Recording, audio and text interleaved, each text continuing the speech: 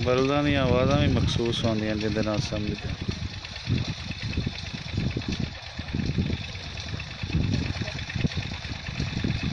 कत कत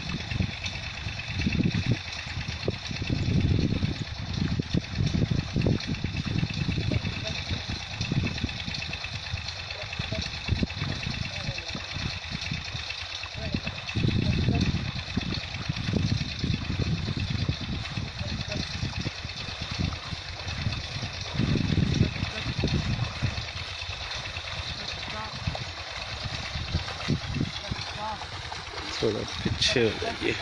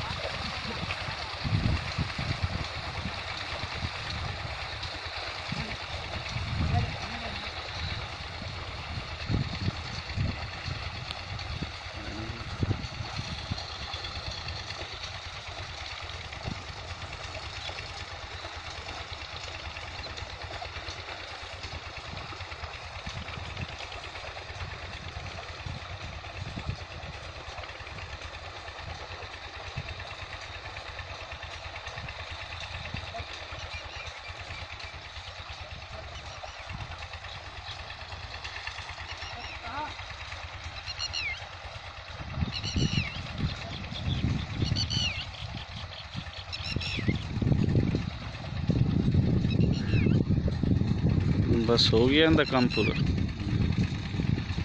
तो दोस्तों यह है वो पुराना तरीका जिंदे नाल सुहागा फेरा जांदा सी, बलदां दे नाल सुहागा। उस तो बाद फिर मशीनरी दे नाल ट्रैक्टर दे नाल भी फेरा जांदा है।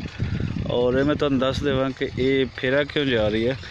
इत्थे इस तो बाद चावल की पनीरी जिहड़ी दाइयां की पनीरी साडी साइड ते इसनूं बोलदे, मुख्तलिफ एरियाज़ दे विच इहदा मुख्तलिफ नाम हुंदा।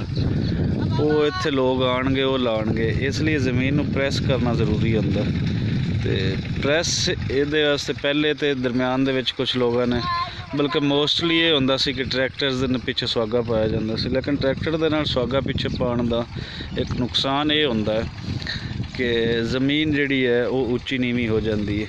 किते बहुत ज़्यादा हल लग गया तो थल्ले चले गए, किते ऊपर रह गया तो ऊपर रह गया, तो ज़मीन का लैवल ख़राब होंदा।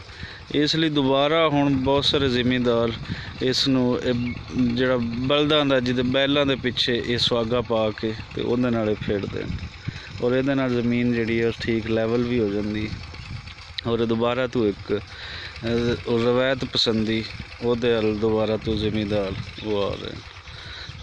इजाज़त दिओ, अगली वीडियो दे नाल हुंदी मुलाकात तुहाडी।